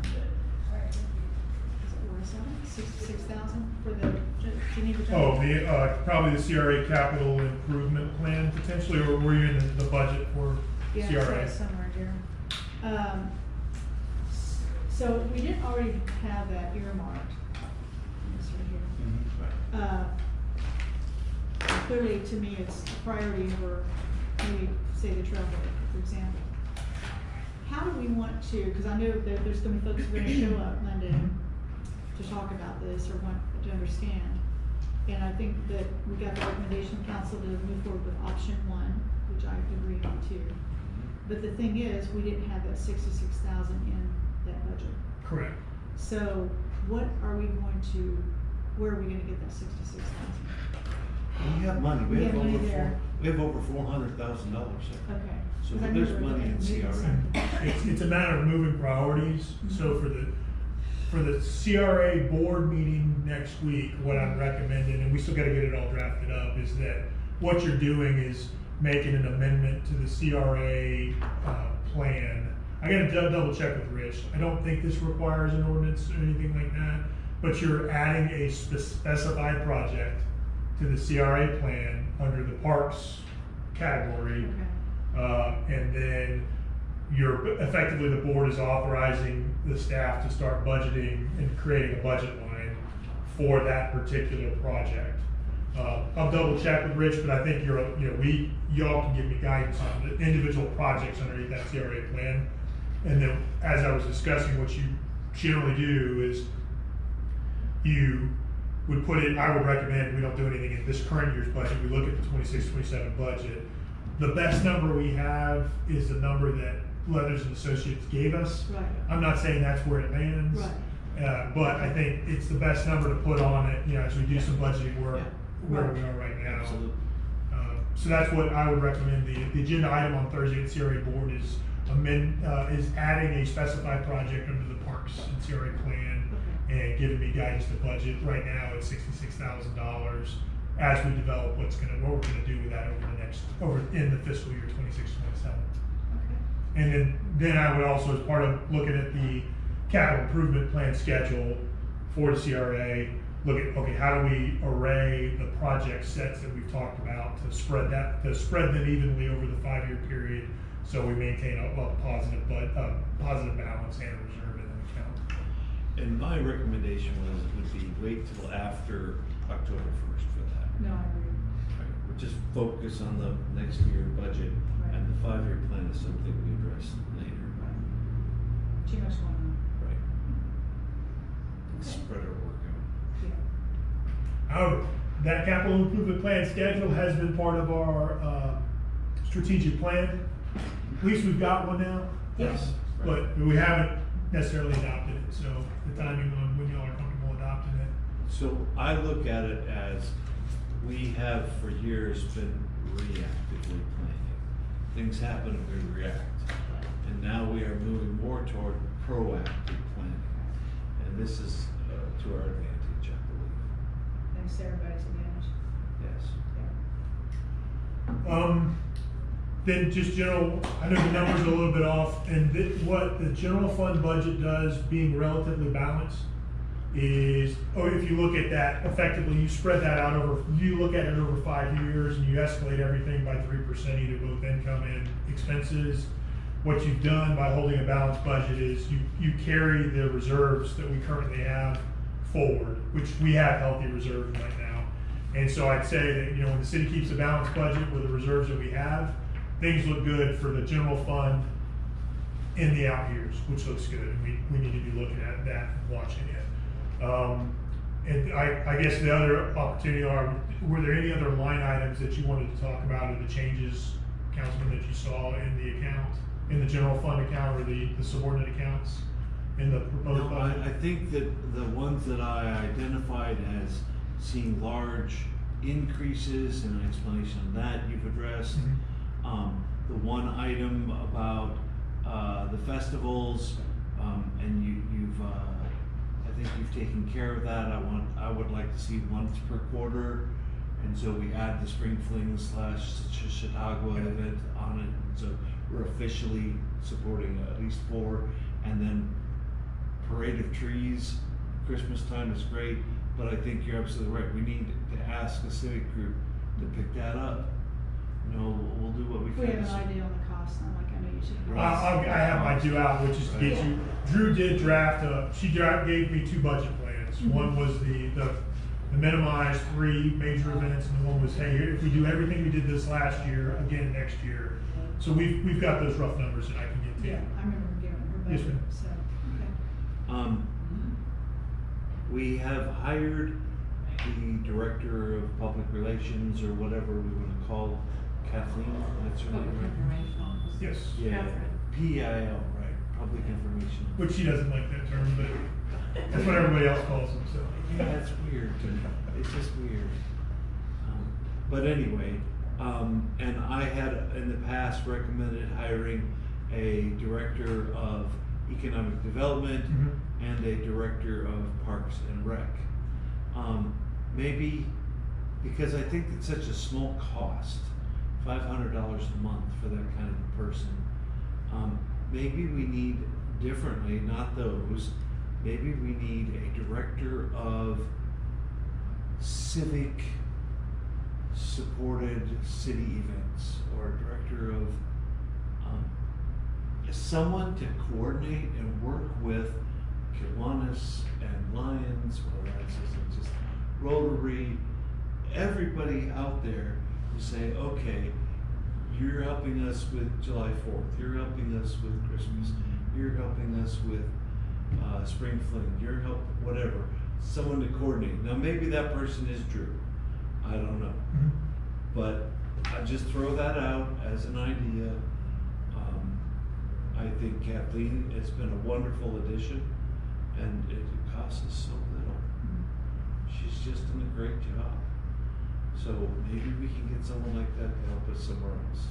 I'm not against it. I do think based on, you know, if we're talking about those particular events, Drew's labor would be focused and already is on synchronizing All of that. all of that on those particular days. Right. And there's an advantage to having all that in one location. Mhm. She can deconflict, and she can do lessons learned, and she can do, having one person is great. But if she only gets to use half her time, maybe she needs help. Maybe the answer is put out an advertisement for an intern and get her an intern to come in and work for her. UF is always looking for internships. There are students that don't get internships because there's just not enough out there. Mhm. Do a 6-month internship, and boom, Drew has help. Well, I think like what you're saying, Jamie, is half of her, like all the concert planning, you know, the certain things that we're talking about taking away. All of a sudden, she will have the time to focus, because grant writing does take a lot of time. Mhm. But if she's only focusing on one event a quarter with us, and then maybe part of that is to interact with our nonprofits, the ones that we know mostly do things, Friends of Keystone, Rotary, Kiwanis, those are the main ones, and Women's Club, for example. But communicate with them, and I think she is also still communicates with all of our businesses, because the Coffee and Commerce lets them know what's happening, events, things like that. She has all their contact information. Yes, ma'am. But I think it's just a matter of just, you know, staying in contact with them and saying, hey, you know, I'll be happy to go around to the clubs and say, because they've all been asking me about it, these are some things that are gonna change once we know that vote happens. And they wouldn't have to start thinking about that this time next year. But we have time, and I think she's gonna be trying to figure out how she's gonna balance it. She can do a ton of different things at one time, I know she's good at that. But I just think anything additional expense right now, I think the HR thing is a priority, but I think anything like additional right now, until we see things where they're going, I think we just kinda gotta stay focused on what we got, you know, right. If we can get the higher millage rate, that will give us some breathing Give us a little room breathing room. for the next fiscal year. Right, right. But, you know, I say, let's just see how it goes, you know, especially if she cuts back on, because those events do take a lot of time, all the phone calls and all that, you know, It's- follow up, and the food trucks and all the things that goes into it. But we're gonna cut them in half, essentially, because that's what we're talking about, essentially.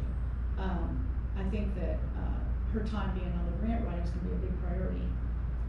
But you know, these things of communicating with the other groups and all that, that's just a simple email or a phone call, you know. Well, right now, I think at least over the next budget year, if this is what's adopted, that we have that function with through, because it ties those quarterly events And together. really, anybody we hire at all, they're gonna have to be able to do a little bit of everything.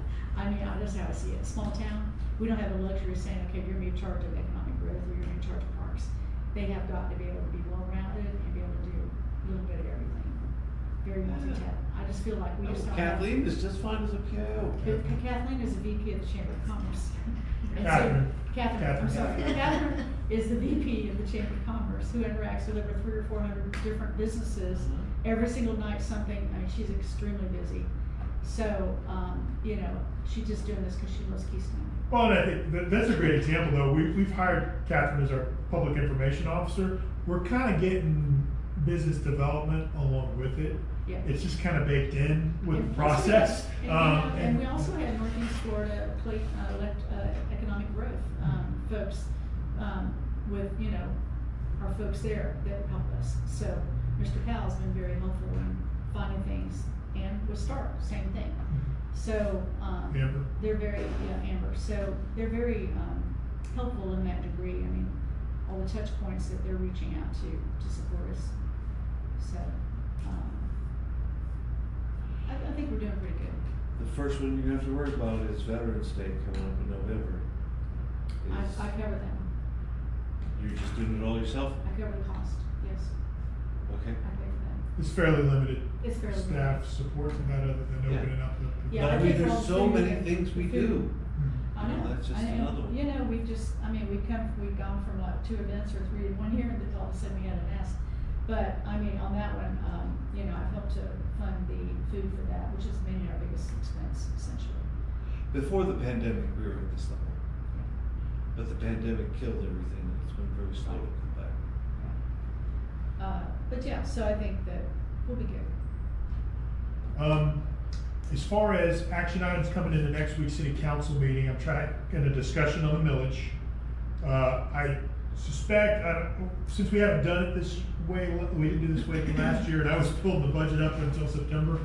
What I would recommend is that we take this, or the updated version of the budget before the city council, or have a broad discussion about what this looks like, to get any other feedback, so that really, hopefully, the millage is the only issue that we're really wrestling with between August and September.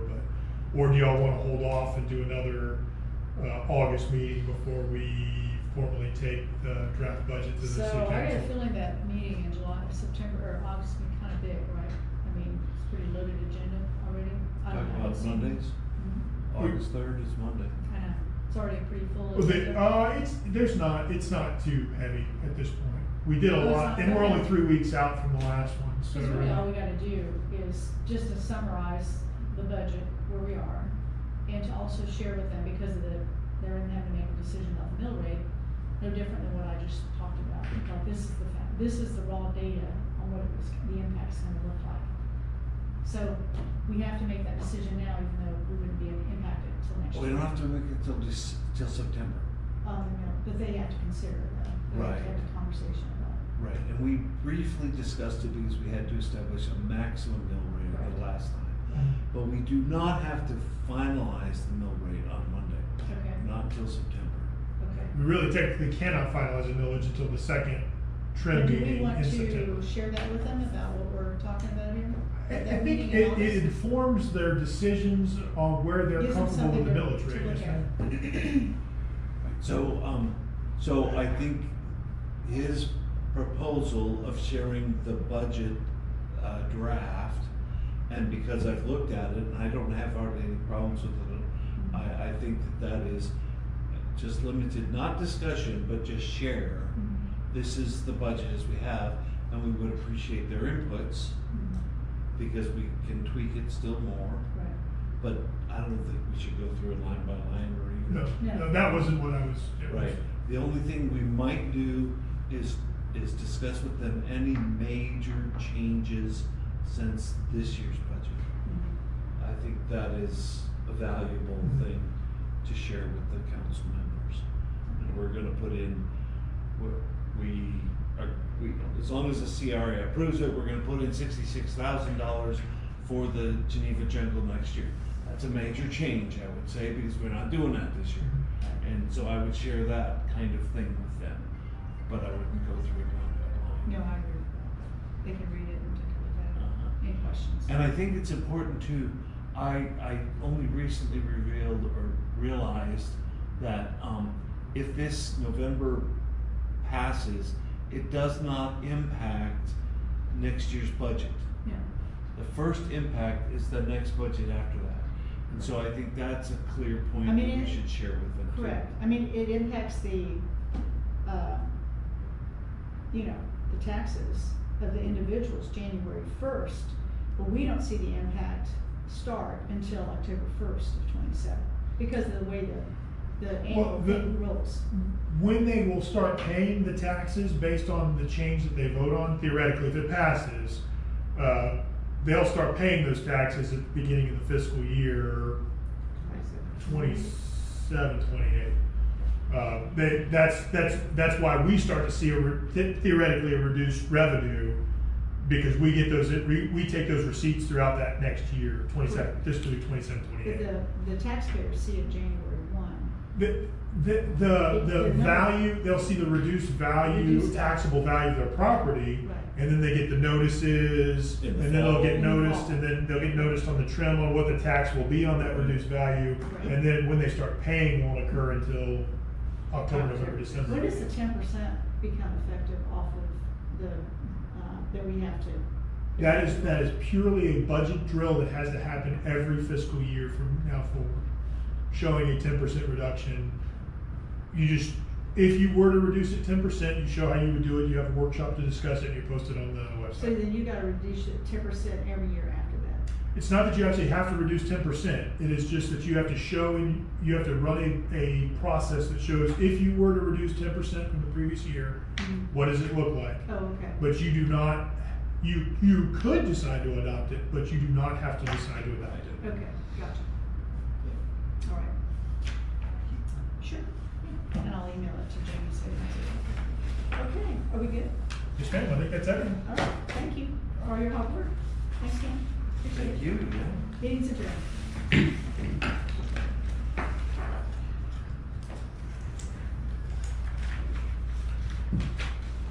Document management.